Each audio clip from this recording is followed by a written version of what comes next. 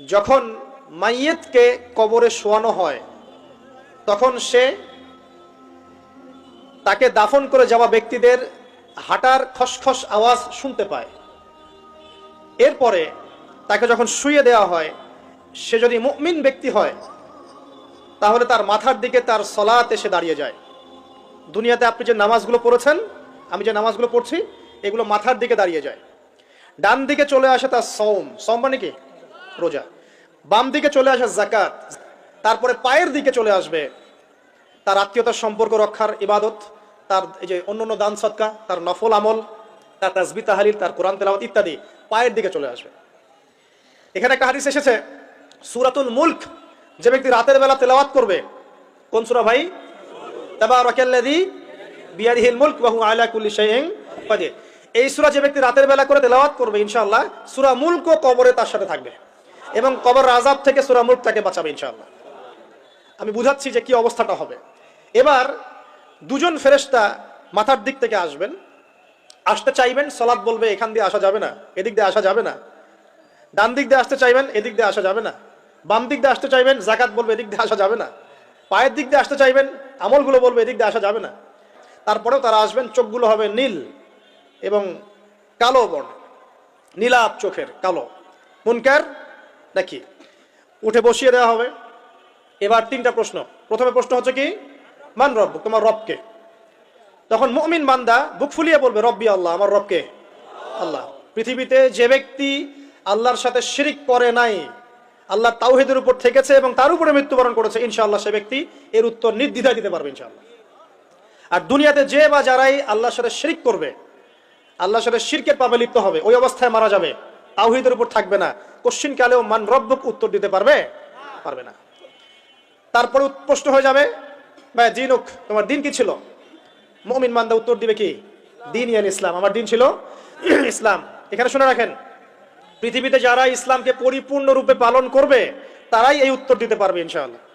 যারা ইসলামকে ঠাট্টা বিদ্রুপের হাসি তামাশার পাত্র বানিয়েছে, মন চাইলে কিছু করি, মন চাইলে কিছু করি না, সহজগুলো একটু আমল করি, বাকি কিছুর আমল ধারি না, হ্যাঁ, নামাজ পড়ি, সুদ ছাড়তে পারি না, ঠিক আছে, বছর বছর ওমরা করি, এদিকে ঘুষ দুর্নীতি ছাড়তে পারি না, ইসলামকে ঠাট্টা তামাশার পাত্র বানিয়েছে, এরা কোশ্চিন কালে উত্তর দিতে পারবে না মা দিনুক, দিনে পরিপূর্ণরূপে ইসলামে প্রবেশ করতে বলেছেন আল্লাহ রাব্বুল আলামিন।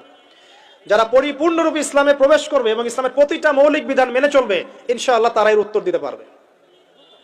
এরপরে আসবে তৃতীয় প্রশ্ন। নবী সাল্লাল্লাহু আলাইহি ওয়াসাল্লামকে দেখানো হবে, যখন দেখানো হবে তখন সূর্য যখন ডুবে যায়, যে দৃশ্যটা আমরা দেখতে পারি না, ওই দৃশ্যটা ভেসে উঠবে এবং মুমিন বান্দা অস্থির হয়ে যাবে, বলবে আমাকে ছেড়ে দাও, আমি নামাজ পড়বো। সুবহানাল্লাহ। তার কারণ তার কাছে মনে হবে যে আসরের ওয়াক্ত হয়ে গেছে, আসরের ওয়াক্ত হয়ে গেছে, আসরের ওয়াক্ত চলে যাচ্ছে, আমাকে নামাজ পড়তে হবে। চিন্তা করেছেন? ওই যে একটা হাদিস আছে না, যে 7 শ্রেণীর মানুষকে আল্লাহ রাব্বুল আলামিন আরশের ছায়া দিবেন। তার মধ্যে এক শ্রেণীর মানুষকে, যার অন্তর মসজিদের সাথে ঝুলে থাকে, তার মন মসজিদের সাথে ঝুলে ছিল, এই সূর্য ডুবে গেল বলে আমাকে ছেড়ে দাও, আমি নামাজ পড়তে যাব। তখন ফেরেশতারা বলবেন তোমাকে নামাজ পড়তে দেয়া হবে, তবে তার আগে তুমি এর উত্তর দাও। কি উত্তর? এই ব্যক্তির দিকে তাকাও। তখন নবী সাল্লাল্লাহু আলাইহি ওয়াসাল্লামকে দেখানো হবে, সাল্লাল্লাহু আলাইহি ওয়াসাল্লাম দরুদ পড়বেন, বলা হবে যে এই ব্যক্তির সম্পর্কে তোমার কি ধারণা? মান হাযা রাজুলু বুইসা ফীকুম, এই ব্যক্তি কে, যাকে তোমাদের কাছে পাঠানো হয়েছিল? মুমিন ব্যক্তি নির্দ্বিধায় বলে দিবে যে তিনি হচ্ছেন আমার নবী মুহাম্মদুর রাসূলুল্লাহ সাল্লাল্লাহু আলাইহি ওয়াসাল্লাম। দেখুন, পৃথিবীতে যে বা যারাই নবী সাল্লাল্লাহু আলাইহি ওয়াসাল্লামের সুন্নতের উপর আমল করবে, ইনশাআল্লাহ সে তার উত্তর দিতে পারবে। দুনিয়াতে যারা নবীর সুন্নতের 5 পয়সা পরোয়া করছে না, তার আদর্শের 5 পয়সা দাম দিচ্ছে না, তারা কোশ্চিন কালে উত্তর দিতে পারবে না। নাম হতে পারে আব্দুর রহমান, আব্দুর রহিম, নবীর সুন্নতের ধার ধারে না, তারা উত্তর দিতে পারবে না। তো নবীর সুন্নতের গুরুত্ব কত গভীর, এটা আমাদেরকে এখান থেকে বুঝতে হবে। তাই প্রিয় যুবক ভাইরা, মুসলিম ভাইরা, আমাদের জীবনটাকে নবীর আদর্শ এবং সুন্নতে ঢেলে সাজাতে হবে। সকাল থেকে সন্ধ্যা পর্যন্ত প্রতিটা কাজ করবো কার তরিকায়? রাসূলের তরিকায়। নামাজ পড়বো তার তরিকায়, রোজা, সিয়াম, হজ, যাকাত, আমল, মুআমালাত, আখলাক সব কার তরিকায়? নবী সাল্লাল্লাহু আলাইহি ওয়াসাল্লামের তরিকা অনুযায়ী ইনশাআল্লাহ। আল্লাহ পাক তৌফিক এনায়েত করুন, আমিন। এবার ফেরেশতা দুজন জিজ্ঞাসা করবেন অবাক হয়ে যে তুমি কিভাবে এটা জানলে, তুমি কিভাবে এই 3টা প্রশ্নের উত্তর দিতে পারলে? কারণ বেশিরভাগ মানুষ তো উত্তর দিতে পারবে না, বেশিরভাগ মানুষই এই উত্তর দিতে পারবে না। কারণ কিয়ামতের মাঠে 1999 জন মানুষ জাহান্নামে যাবে, নাউজুবিল্লাহ। তো এটা কঠিন পরীক্ষা। আল্লাহ রাসূল সাল্লাল্লাহু আলাইহি ওয়াসাল্লাম বলেছেন যে নিশ্চয়ই তোমাদেরকে এখানে পরীক্ষায় ফেলা হবে, আর তোমরা যদি এই পরীক্ষা জেনে তোমাদের মৃতদেরকে দাফন করা থেকে বিরত না থাকতে, তাহলে আমি তোমাদেরকে শুনিয়ে দিতাম কবরে কেমন পরীক্ষা হয়। মানে যদি আমরা শুনতে পারতাম যে কবরে কেমন পরীক্ষা হয়, আমরা ভয়ে আমাদের মৃতদেরকে দাফন পর্যন্ত করতাম না। এটা নবীজি বলছেন সাল্লাল্লাহু আলাইহি ওয়াসাল্লাম।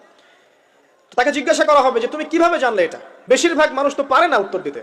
তখন সেই ব্যক্তি বলে বসবে, সেই ব্যক্তি বলবে যে করাতু কিতাব আল্লাহ, আমি আল্লাহর কিতাব এই কোরআন পড়েছি।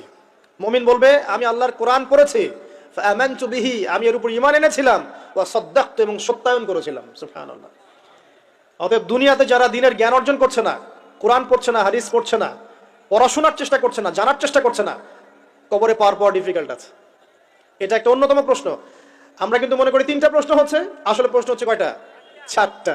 3টার পরে আরো একটা এক্সট্রা। কিভাবে জানলে?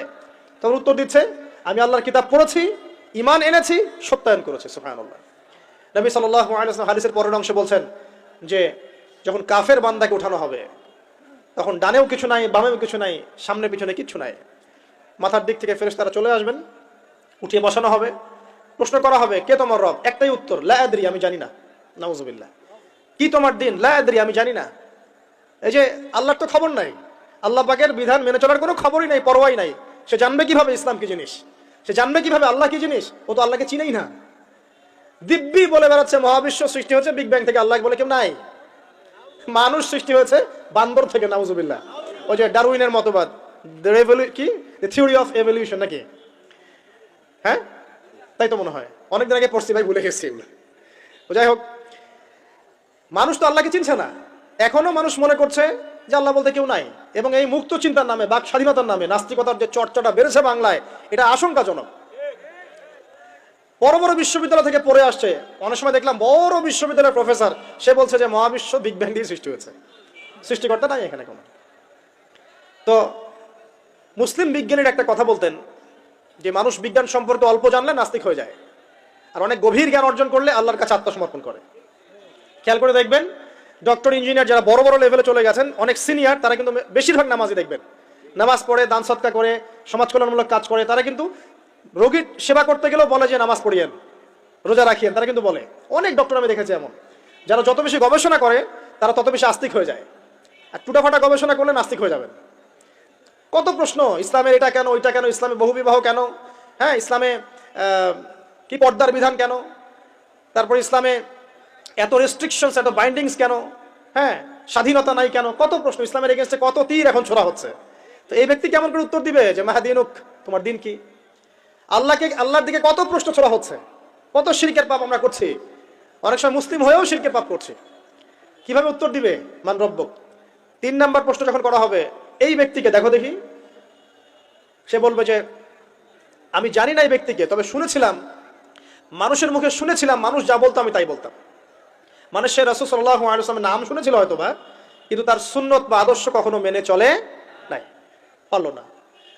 এবার জান্নাতি ব্যক্তি হলে কি হতো? ওই যে সূর্য ডুবছিল যেখানে, তার দৃষ্টির সীমা পর্যন্ত কবরকে প্রশস্ত করে দেওয়া হতো, এবং জান্নাতের একটা দরজা তার কবরে খুলে দেওয়া হতো। এটা কিভাবে করা হবে সেটা আল্লাহ পাক জানেন, এটার ব্যাখ্যা করার জ্ঞান আল্লাহ আমাদেরকে দেন নাই। যেই মানুষের ক্ষুদ্র জ্ঞানে মানুষ ব্যাকটেরিয়া ভাইরাস নিয়ে গবেষণা করতে হিমশিম খেয়ে যায়, সে মহাবিশ্বের স্রষ্টা নিয়ে কিভাবে গবেষণা করবে? আল্লাহ পাকের অসীম জ্ঞানের সামনে আমার জ্ঞান কি? খুবই ক্ষুদ্র। হাদিস এসেছে বুখারী শরীফের মধ্যে যে একটা মহাসমুদ্রের মধ্যে যদি একটা পাখি 1 ফোঁটা পানি উঠিয়ে নিয়ে যায়, ওই 1 ফোঁটা পানি হচ্ছে মহাবিশ্বের জ্ঞান, আর বাকি পুরো মহাসাগর হচ্ছে আল্লাহ পাকের জ্ঞান। তো আমরা এই ক্ষুদ্র জ্ঞানের মানুষ হয়ে আল্লাহর জ্ঞানকে কেমন করে পেনিট্রেট করতে পারি? তো আল্লাহ পাক জান্নাতের দরজাগুলো খুলে দিবেন, একটা দরজা খুলে দিবেন, সেখান থেকে বাতাস আসবে, সে জান্নাতের নাজ নিয়ামত উপভোগ করতে থাকবে, এবং তার রূহটাকে সবুজ রঙের পাখির আকৃতিতে জান্নাতে রেখে দেওয়া হবে। ইল্লিন মানে ওখানে জান্নাতের নিয়ামত সে পাবে। এটাকে বলা হয় দারুল বারজাখ বা বারজাখের জীবন। পাপী ব্যক্তি হলে জাহান্নামের দরজা খুলে দেওয়া হবে, আর জাহান্নামের সে আযাব ভোগ করতে থাকবে, এবং পুণ্যবান ব্যক্তি হলে জান্নাতের দরজা খুলে দেওয়া হবে, এবং এর নাজ নিয়ামত সে ভোগ করতে থাকবে। তখন তাকে বলা হবে এটা জান্নাতের সেই জায়গা যেখানে তুমি থাকবে। এটা দেখার সাথে সাথে, শোনার সাথে সাথে তার যে খুশি, উৎফুল্লতা আরো অনেক বেড়ে যাবে। এবং সে কি করবে জানেন? সে পৃথিবীতে ফিরে আসতে চাইবে। সে বলবে, আমাকে আমার পরিবারবর্গকে জানাতে দেন, আমাকে আমার পরিবারবর্গকে জানাতে দেন যে আমি ভালো আছি। তখন ফেরেশতারা তাকে বলবেন যে এটা সম্ভব না, তোমার এবং তাদের মাঝে দারুল বারজাক আছে, তুমি এটা ভেদ করে যেতে পারবে না। তখন তার আত্মাটাকে ইল্লিনে দেওয়া হবে, একটা সবুজ পাখির আকৃতিতে জান্নাতে ঘুরে বেড়াবে ইনশাআল্লাহ। আর যদি জাহান্নামী হয়, তাহলে যে বললাম, দরজা খুলে যাবে জাহান্নামের, মর্মান্তিক আযাব তার দিকে আসতে থাকবে, কবর সংকুচিত হয়ে আসবে এমন ভাবে যাতে তার বাম পাজর। আমাদের এই ভিডিওটি যদি আপনার ভালো লেগে থাকে তাহলে ভিডিওতে একটি লাইক দিতে পারেন এবং আপনার প্রিয়জনদের সাথে শেয়ার করতে পারেন, এবং এইরকম আরও ভিডিও পেতে আমাদের ইউটিউব চ্যানেলটি সাবস্ক্রাইব করে পাশে থাকা বেল আইকনটি অন করে দিন।